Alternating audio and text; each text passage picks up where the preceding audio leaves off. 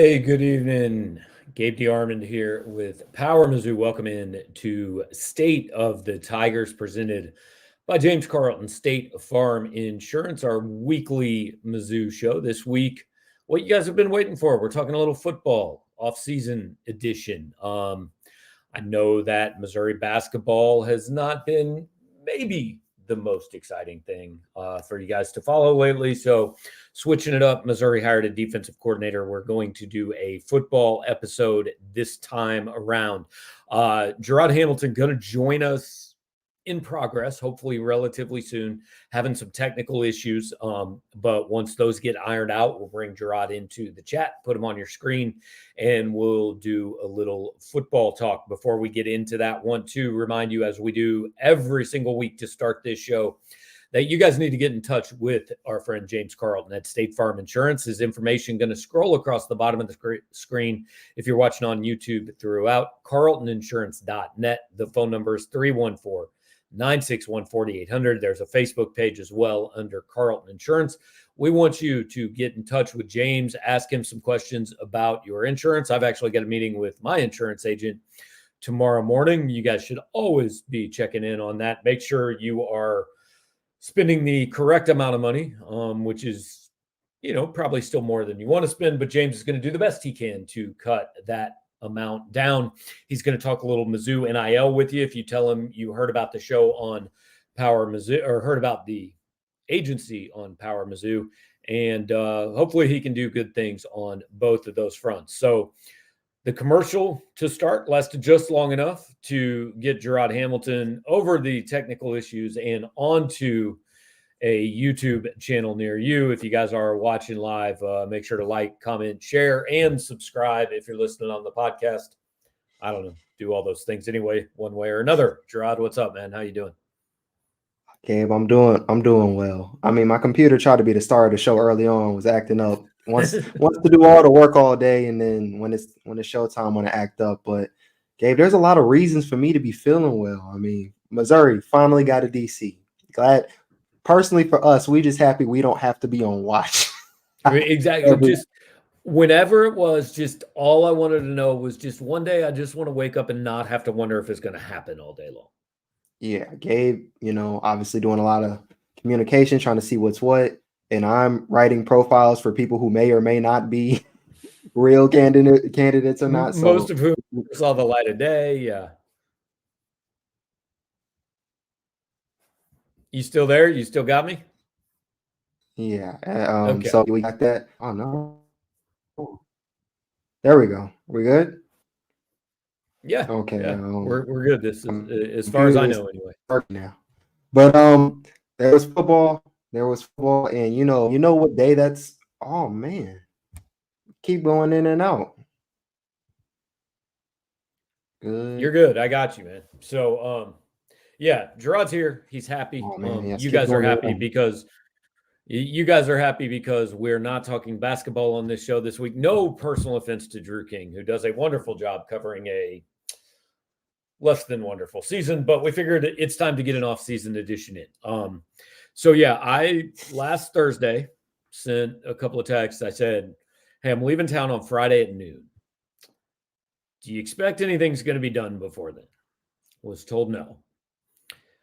To those people's credit, nothing was done at noon. It was done at about 12:20. So about 20 minutes after I left town, Missouri hired Corey Batoon on Friday.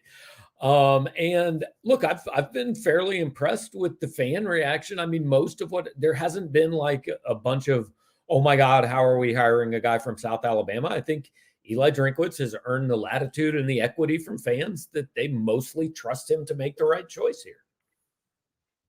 Yeah. Just kind of going back off the profile I kind of did on him.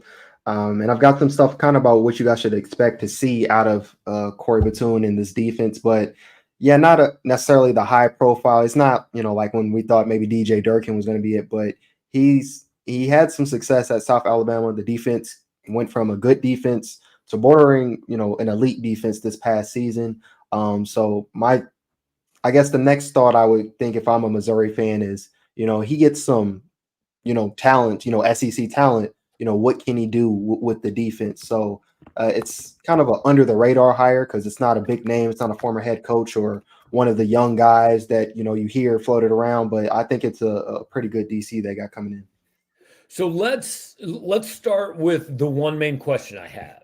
And again, like I said from the jump, I'm not going to judge this hire day one. I don't know enough to say whether Corey Batoon's good, bad, or indifferent. We'll find that out over the next year, 2 years, whatever. But here's the one question I have going into this. South Alabama's head coach, Kane Womack, was hired as Alabama's defensive coordinator. He was previously Indiana's defensive coordinator. His background is on the defensive side of the football. So I at least do kind of want to know more about, was South Alabama's defense, was that Corey Batoon's defense, or was that Kane Womack's defense and Corey Batoon was calling the plays for it? Because I do think there's a difference there based on what the answer to that question is.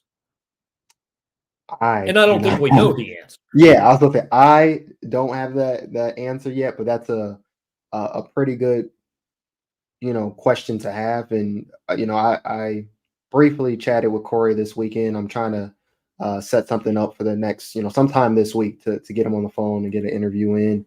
Or if not, maybe Missouri randomly hits us up and just says, we're having a press conference. One way or another, you guys will have another thing coming about Corey Batoon. But yeah, it's interesting. I think for Missouri fans, something they could be happy with. And I was writing this earlier today. It's going to be out tomorrow. The personnel Missouri has fits the 4-2-5, which is something they're a little bit, they ran in South Alabama, but they also ran the 3-3-5. They ran a good bit of that, and they have the personnel to run either or. And there's slightly different differences between them, but again, they have the personnel to do it. So it shouldn't be, again, like most hires, it's about terminology and learning the players and strengths and weaknesses. But that's not something where it's a drastic change as from what Blake Baker was doing to what Corey will be doing. Yeah, and Corey Batoon, look, he's got some SEC experience. Was player development, was an assistant coach at Ole Miss, so he's been there. He's been everywhere, man. California, Central Missouri State, Montana, Northern Arizona, Arkansas State, Ole Miss, Florida Atlantic, Hawaii, and Liberty. Then South Alabama. Now here in Columbia, Missouri. Again, coordinators. I think coordinator is the worst job in all of sports, because they never get credit unless they're Steve Spagnuolo, who suddenly is, our Lord and Savior walking the earth to a lot of people today. But for the most part, they don't get the credit, but they get all the blame if something goes wrong, right? Because the players get the credit, but if something goes wrong, it's, well, our coordinator called the wrong plays. We just need a new coordinator. Yeah. Sucks for Eric Bieniemy. They was doing that man so wrong. When we all know it's Big Red calling them plays. But yeah, they don't get all the credit sometimes. Unless you're, in this case, you're Kirby Moore. You do get a lot of credit for what you do. Fair. So, he got a lot of credit this year. So we'll see. But I mean, Gabe, how do you want to break this down? Because actually, I want to tell you guys how Madden helped me figure out some of my stuff for this story today. Okay. That's the difference between you writing this story and me writing this story. So what's up with Madden? Yeah. So when I was doing, first off, let me start. I'm not trying to act like a guru or that I'm a whiz watching that's not me. I just try to use common sense, use what I watch from football, read some stuff, watch some stuff on YouTube, and then the Madden popped in. So basically, I was thinking 3-3-5. I know it's a nickel package. I know it's kind of a speed package. You're trying to play fast, but what does that really mean, and what do you need? So basically, you're going back to having 3 linebackers. You take off an edge, but a lot of times with that, you can have a linebacker blitz from that spot. You may have heard of a Sam blitz before. They may do a lot of that. May have a Saul blitz, whereas the outside linebackers doing some blitzing and some helping. And the purpose of the 3-3-5 is speed and athleticism. You can kind of defend a run, you can defend the pass, obviously. Also, the shell is covered up. So when on offense, we've talked about Kirby Moore and them doing the same plays over and over, but they can run so many plays out of that, shell, whatever. Same thing with the defense. And when you come out at 3-3-5, it's usually a cover 1 or a cover 3. You're not giving nothing away because you can run both out of the same shell. So stuff like that is cool. So what I did with Madden was I was just like, let me figure this out. So I went into the practice mode and I was 3-3-5, and I was looking at some of the plays, and I was trying to figure out what are the positives and what are the negatives. And so like some negatives of a team, runs a lot of sweeps, or they run a lot of counters with pulling guards and tackles. That's not ideal because it basically it's a one-on-one situation with the running back and the defensive backs. And for Missouri specifically, when they've had issues with tackling over the last 2 or 3 years, it's not something you want to be in. But the good thing is they rally around the ball really fast. You've got guys who can, do plenty of things. And so also in the article tomorrow, you'll see I kind of jotted down names where you can expect players, what players to be at. Don't take it super serious. If we haven't yet had spring ball, I'm just thinking what ideal body types match which role, or what you can see on the field. So good amount of information going on in that article tomorrow. So here would be my question about if he wants to run 3-3-5. And look, it's important to say every coordinator, when you ask what system they run, well, we're multiple. We want to do it. That is. Everybody will say that. But my question about running a 3-3-5, what I've always, and again, I have rudimentary knowledge here. What I've always been under the impression, if you're going to run an odd front, 3-4, 3-3-5, whatever, you've got to have a large human being to put in the middle of that as the nose tackle in a 3-man front. I don't know if Missouri, like you're talking about a Tony Siragusa type guy, or before Missouri fans, and Jarod, I know you won't know this name because it's been a few years, but they had a kid named Josh Augusta who weighed in at like 350, 360. He could play nose in a 3-man front. Unless I'm missing somebody, I don't know that Missouri has that type of guy. Yeah, maybe not necessarily that type of guy. I could just throw in the names that you can expect to be in that specific spot. And I'm not saying this as if they're going to, I still have to wait to spring ball and stuff to see, but this is a package I know they run. What was it during this past season where they stopped running 4-2-5 for a bit and they had a secondary package? It slipped in my mind, but there was something they'd run for a couple of games that they can do. I don't know if 3-3-5 is the new main package or just something they do sometimes, but maybe they throw in McClellan there, they throw Christian Williams and stuff. But yeah, I don't know if they got that guy. Yeah, maybe like Jalen Marshall. I don't know. I don't know. If he's enough, but yeah. Again, we're just gonna have to see it spring ball to see exactly how it looks. But I guess if you don't have that, that's why you're playing it though, because the edge rushers should be versatile enough to be able to rush the passer and even sometimes break off and maybe cover. Like you could slide Johnny Walker back and be an outside linebacker in the 3-3-5. Yes. And we kind of seen last year during the 4-2-5, it didn't work out that well, but sometimes you see a Walker, drop back, 10, 15 yards and, try to cover sidelines. I remember even Isaiah McGuire and Trajan Jeffcoat a couple of years ago doing that. So that's something that's always been a little wrinkle, but yeah, you want those guys who are athletic enough to do that. And then your linebackers, Newsom, Hicks, Corey Flagg, I think you're probably going to feel comfortable having them out there. And their secondary, we know they've got a lot of athletes back there. So even if they don't got necessarily the Tony Siragusa part, they have everything else. They should be fine. And again, like I would expect that he runs every bit as much 4-3 as he does anything else, because that's what this team has been recruited to do. So, and those of you who are watching live, appreciate you joining us.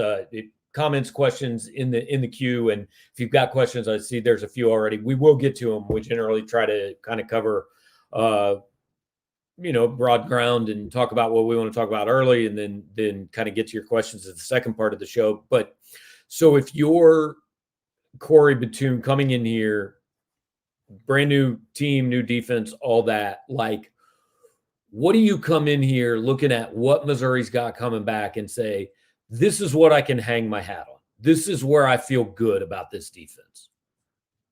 Knowing who we know is gone, who's coming back, all that. What would you, if you're watching the returning guys, say, this is what I lean on. This is my strength. Mm, I feel like you can hit at a little bit of everything on each level of the defense. Like you got a vet defensive tackle in Christian Williams. You got Chuck Hicks.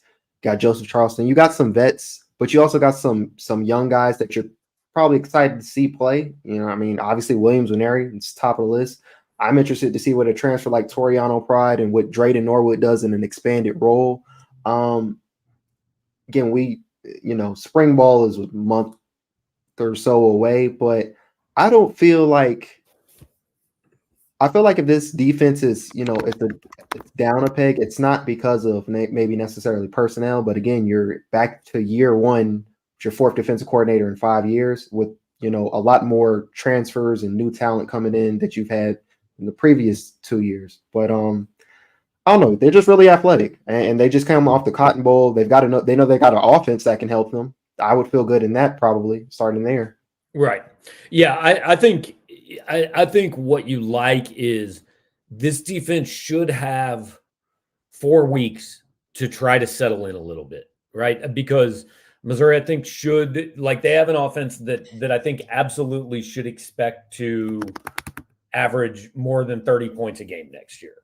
They did that this year. I would think that they would expect to do it next year. So the first 4 games next year, Murray State, Buffalo, Boston College, Vanderbilt.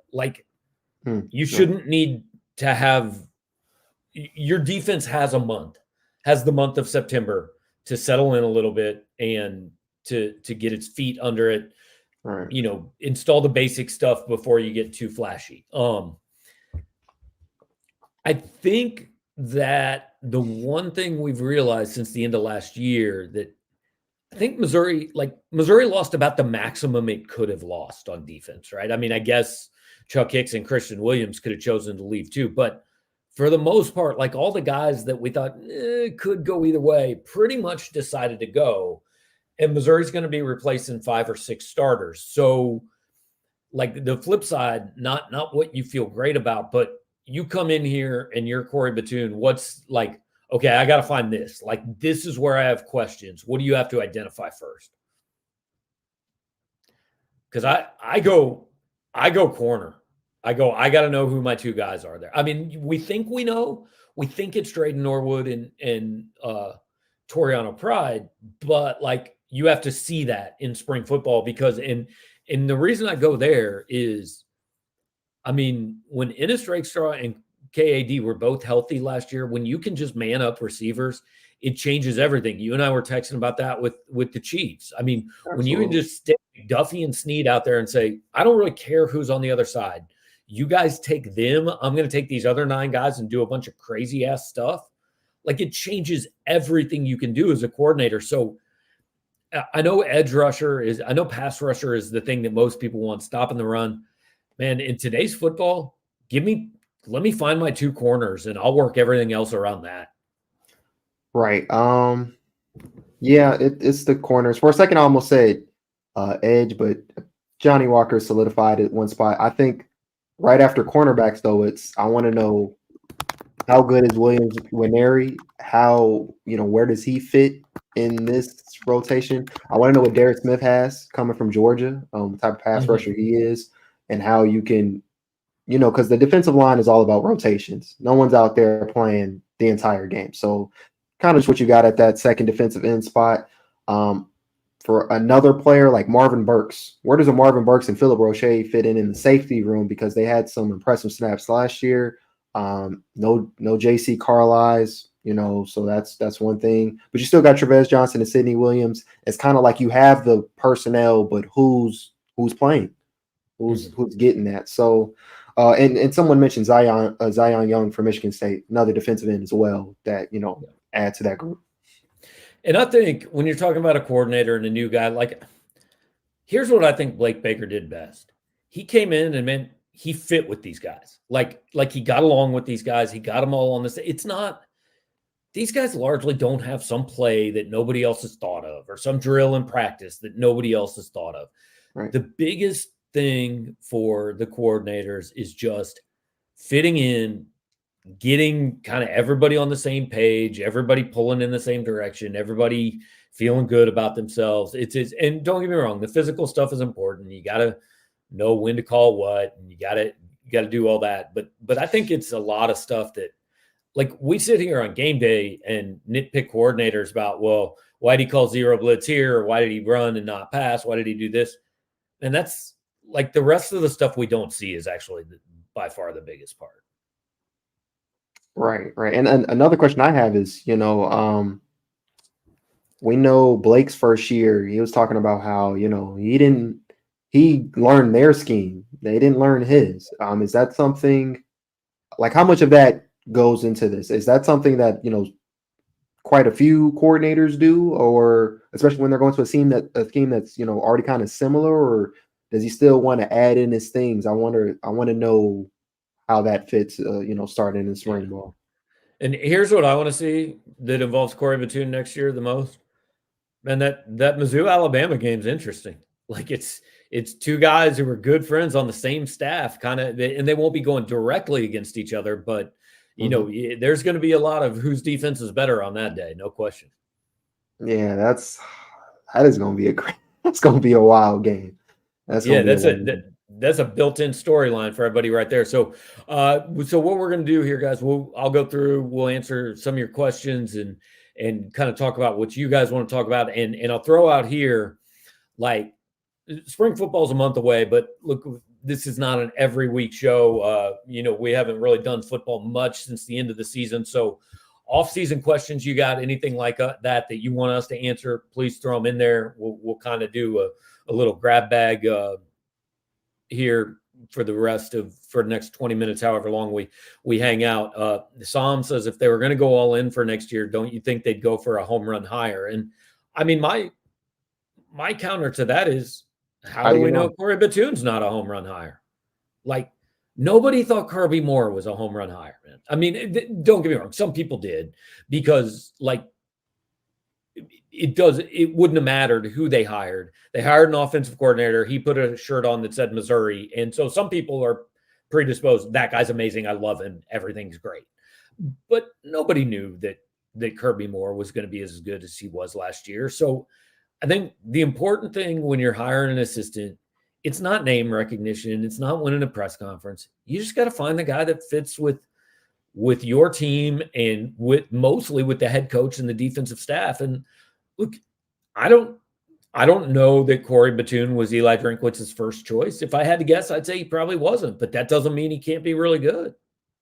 Right. And you kind of took the words out of my mouth as far as just like the flashy hire. I mean, we've seen some high profile names, or people that coached in the NFL, or they had great tenures in college football, and it doesn't work out. Just because you got a name, that doesn't mean that's going to match up to what's with the program today. So you got to kind of take that out of it. And so, yeah, who knows if Corey Batoon is a home run hire? He's not as flashy or a big name, but in a way, I kind of feel like that fits Missouri in their, they got that underdog type thing in them, that's something to prove thing. Like, that fits everything they're about. Getting a guy who's not coaching at Alabama or whatever Power 5, SEC, or whatever you want to do, school, bringing him along and still being able to have a really good defense. Jason asks how many position coaches Mizzou has to replace at this point. Because they've hired Batoon, it's only one. So, Jarod, I was looking at Corey's bio on the South Alabama site. All the South Alabama site list is assistant coach. So do we know, like, what position he's worked at these different places? Right.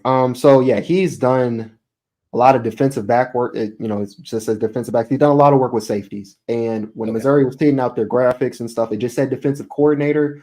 But I feel like it's a situation. It's similar to what he's going to coach the safety. Because when I asked Blake during the Cotton Bowl, I remember Drink told us early in the year, like, yeah, it's gonna be me, it's gonna be Al, it's gonna be Blake. We're gonna be helping special teams. And I remember asking Blake something about special teams, and he was like, well, yeah, I was supposed to. Then I didn't.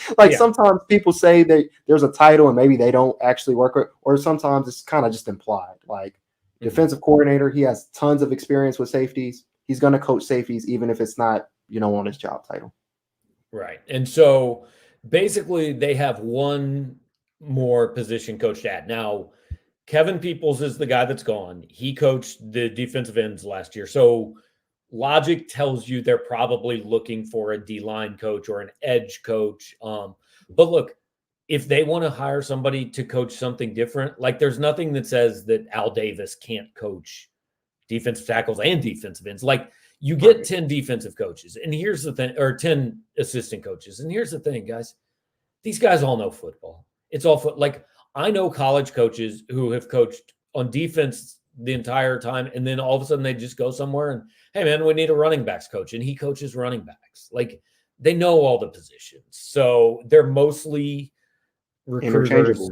And they're mostly recruiters and motivators and things like that. Again, it's not like they're going to find it. It's not like Kevin Peoples took with him this book of hey, I'm going to teach the defensive ends these drills that nobody else in America knows. No, that's not it. So theoretically, they're looking for an edge coach, but it could be just about anything. Exactly. Like I always laugh at these places that have inside and outside linebackers coaches. I'm like, you run a 4-3, dude. The inside linebackers coach, so he just coached one dude. Yeah, he just hangs out at dinner with Chad Bailey every night, and that's it.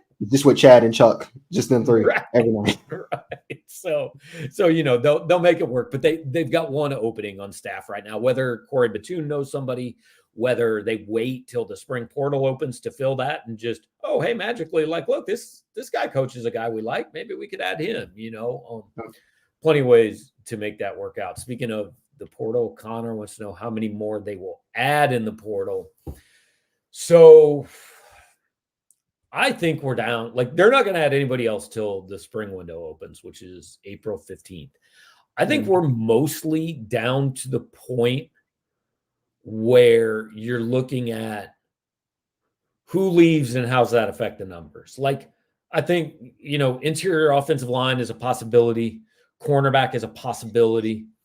But for the most part, I think it's okay. What do we lose after spring ball? Then let's go try to maybe replace that.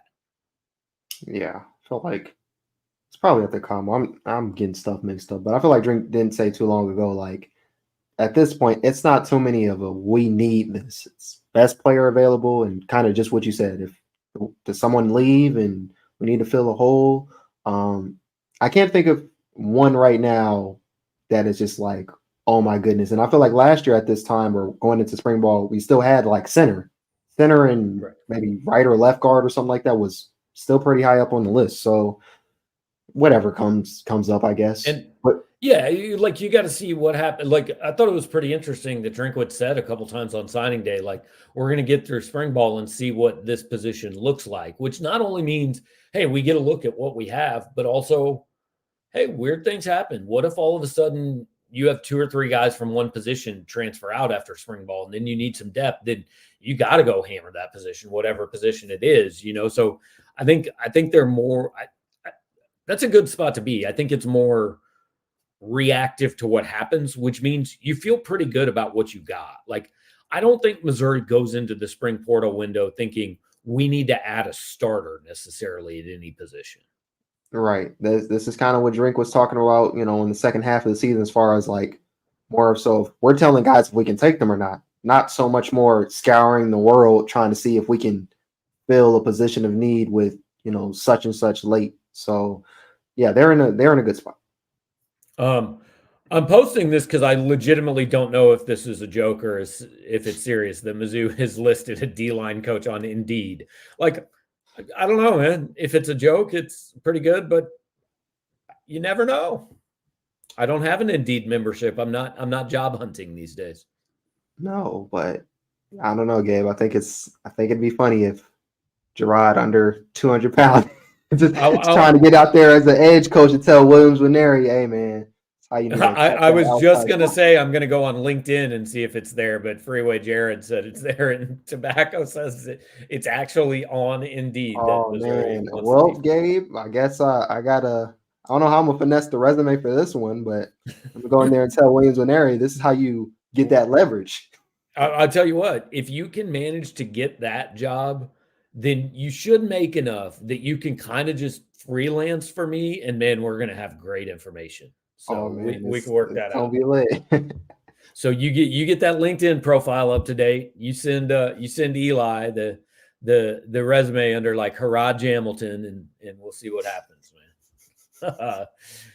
100% Mo wants to know, how much does cornerback cost? I mean, I don't know. Like, the only position that I know that, like, there's a big price tag, obviously, is quarterback. Now, hey, I mean, you can figure out prime defensive end, going to cost you some money. Prime offensive tackle, going to cost you some money. I would say cornerback is probably fourth on that list as far as what guys are asking for out of the portal.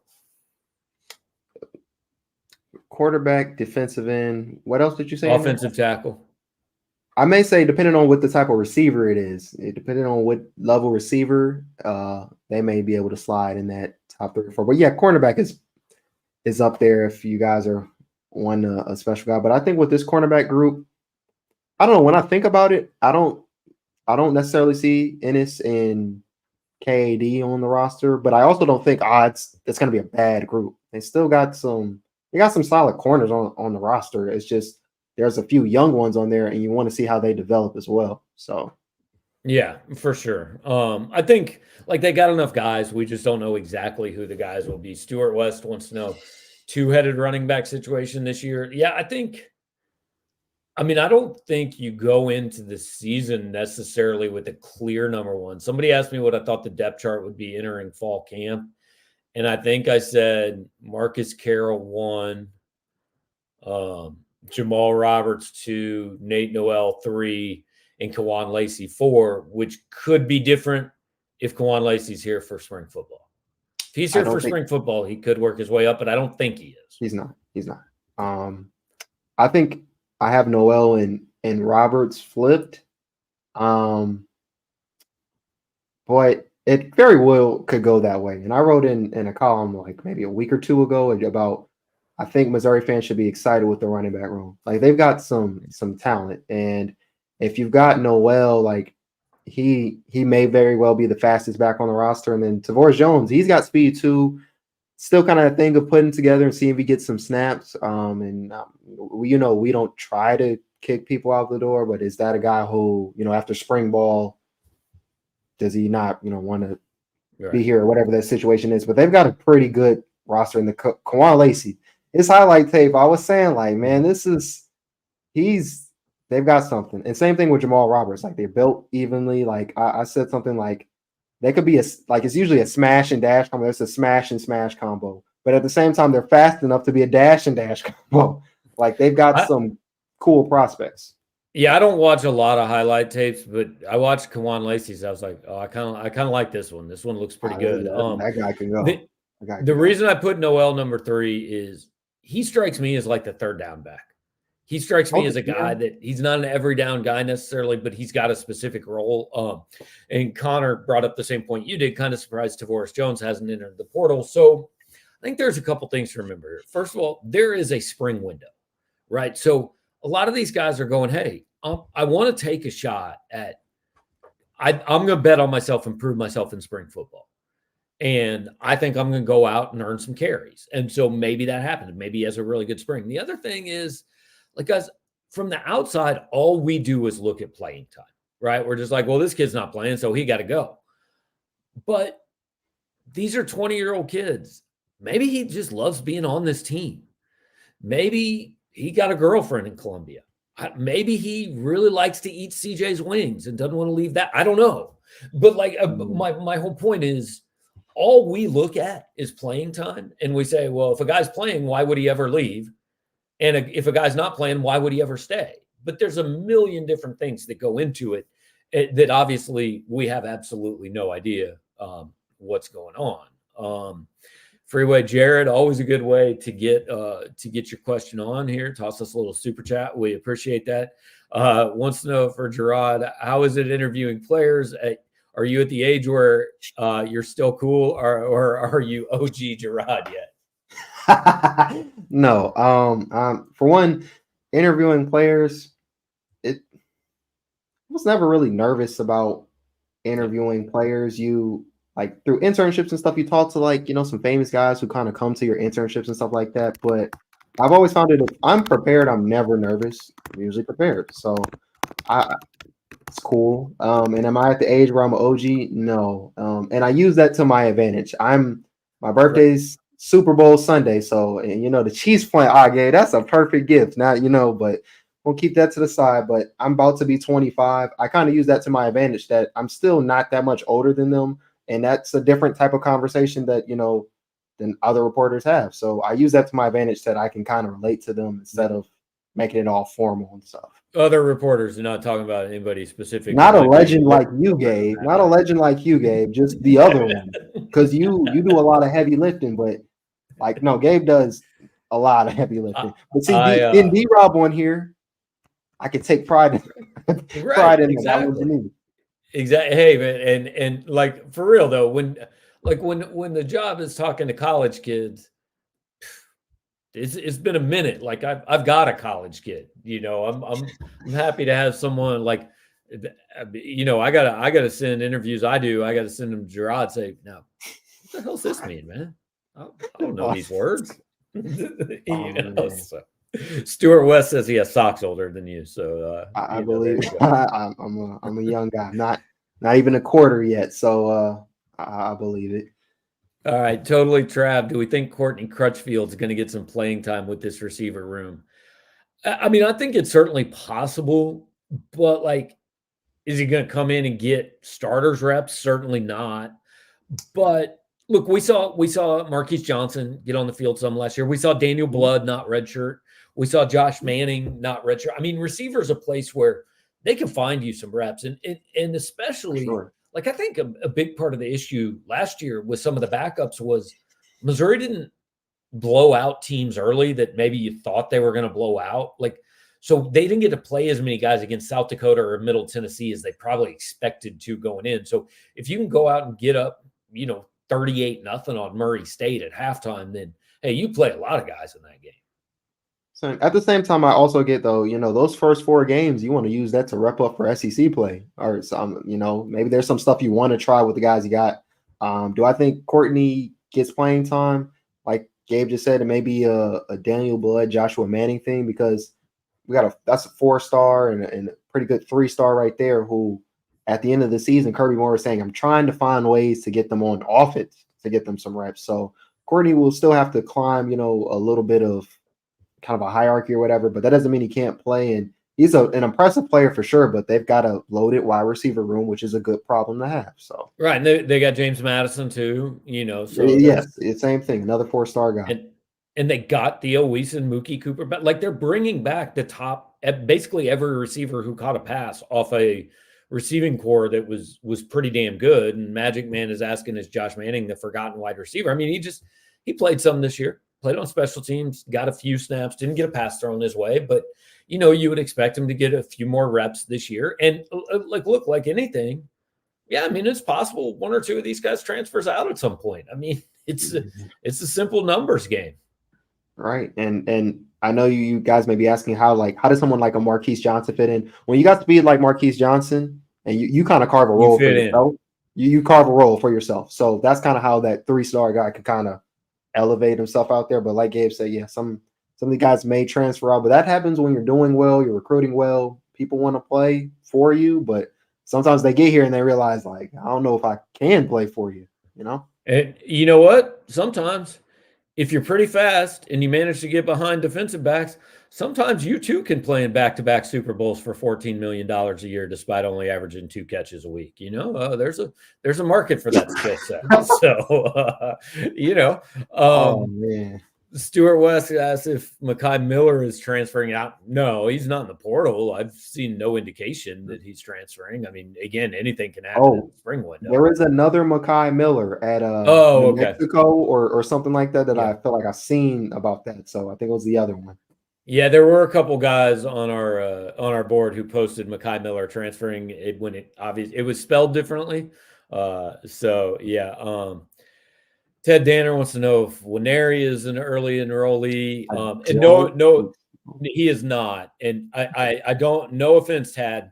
I want to be clear. I'm just making a joke here. I cannot wait to see all the different ways that Williams Nwaneri's name is going to be spelled here over the next 3 to 4 years. It's going to be absolutely and pronounced, no less. Oh yeah. Like he strikes me as a guy that like even Eli Drinkwitz or Corey Batoon during press conferences is just going to call him Will.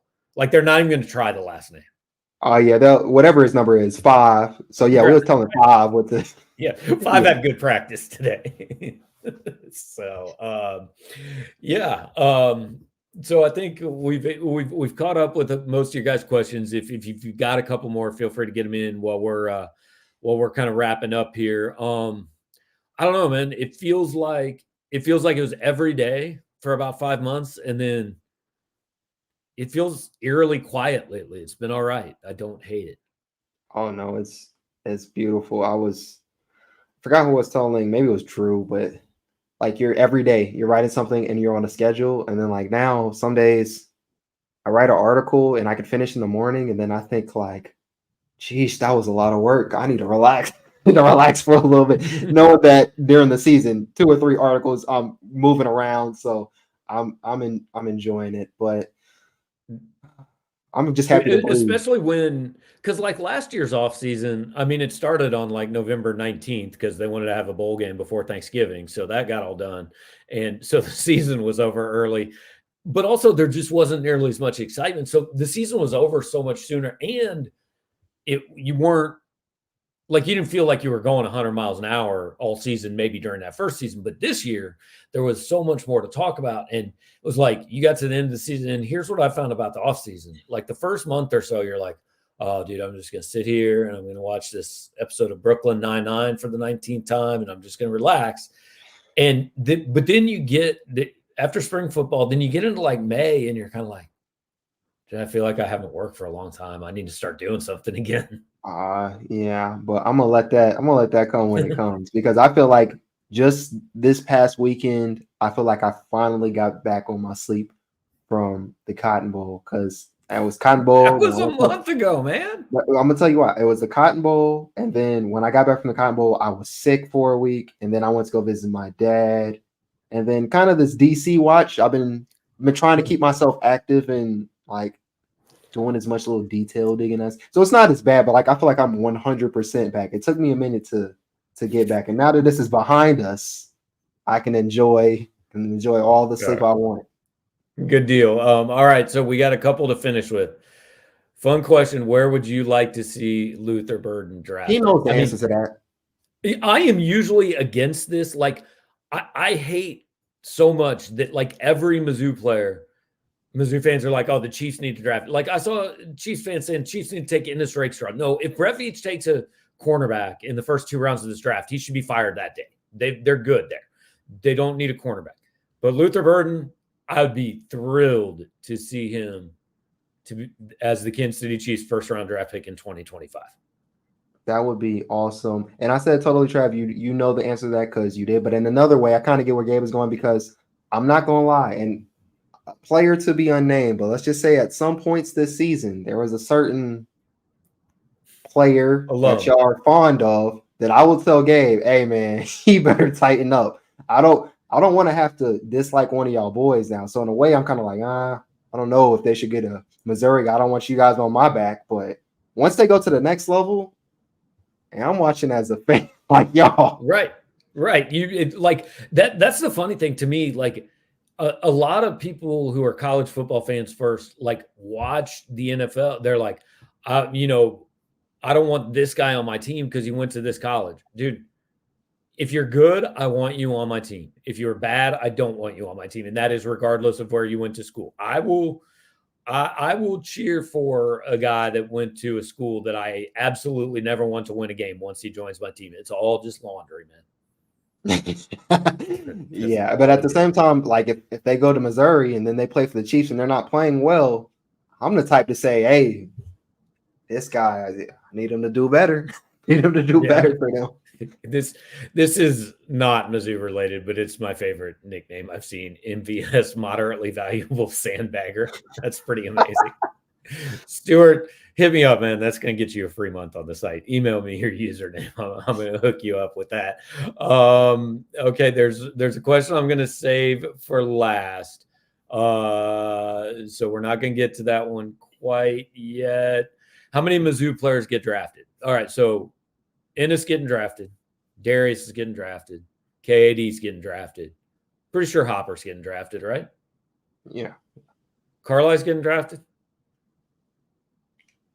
Did you see he checked in at 6'3", 230 today? It's kind of big for him at the Shrine Bowl. I seen the notification, but I was doing some work earlier on it, so I didn't click on it. But 6'3", 230. I think it was 6'3", but I know 231 pounds. Yeah. Does someone not try to move him to linebacker? Right. If he can put up a good 40 times, somebody might want to play him at outside linebacker. Sounds like a Keanu Neal situation to me. I know where that's going. So, I mean, if he runs well, I can see him. I think he's got a shot. He can be drafted if we're doing the measurables thing, but I'm not gonna lie, his tape just sometimes it just was like left something to be desired. And Javon Foster is going to get drafted. 5 Mevis. Depends how kicker needy some teams are. I feel like undrafted free agent, and I feel like a kicker doesn't want to be drafted, man. Kicker, you want to pick your spot because there's only 32 jobs. Like nobody's keeping a practice squad kicker, True. So I over under 5.5 because I'm pretty sure we feel pretty good 5 guys are going to get drafted. Is there anybody we're missing here that like has a shot to get drafted that we haven't talked about really? I can't think off the top of my head. Well, Xavier Delgado. Xavier Delgado, yeah. So I would set the under 5.5, 6.5, right in that range. But it's going to be a good year in the draft. So, all right, here's the one I'm saving for the end, and I feel bad about it because he's not here to defend himself. Who wins in basketball first, Mizzou or Drew King? Drew was telling me he had a bad day last week. So, Drew was all right. Who wins at Mizzou or Drew King? Well, for reference sake, Mizzou plays Arkansas at home tomorrow night or Wednesday night, and they play at Vandy on Saturday. So, they should get a win by the end of the week, at least one. Well, considering we don't play basketball as often, Mizzou should win one of those games. Okay. Now, even if just because I've seen this question, even if we play basketball every single day this week, I would make sure Drew does not win. It's the last thing I do just for you, Freeway. All right. So we've gotten it all in, guys. DC talk, spring football talk, NFL draft talk, and slandering poor Drew King, who is listening to Tiger talk right now. Rather than one here I got to get him. Drew, that was Freeway Jarod and Jarod Hamilton. I had nothing to do with this. I respect your game. He saved it for last. I don't know, Gabe. I'll send something to the group chat that he said he could have just let it be there, but he decided to save it for last. Don't let him slide, Drew. Well, I was hoping that maybe some people would have quit watching by now. So no. But we got good audience retention, so y'all saw it. So, but seriously, thanks for hanging out. Like, comment, share, subscribe, hit all the buttons on YouTube and all that. Share it on social media, and get in touch with our friend James Carlton at carltoninsurance.net, 314-961-4800. You get in touch with James. You mentioned Power Mizzou. First of all, he's going to talk to you about Mizzou sports a lot. Second, he probably make fun of some people on the message board. And third, he's also going to hook you up with some thoughts on helping out Mizzou's NIL efforts. So thanks for joining. Drew King. Yeah. One more thing before people kill us. Cody Schrader. He's in there. Sorry. Cody Schrader's consideration. All right. So yeah, we set the over under at 6.5. There you go. 6.5. We'll set it. So thanks for joining.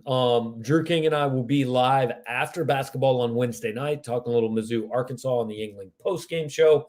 Who knows? We might be with you other times. We'll see how things go when they start spring football, all that. So talk to you next time.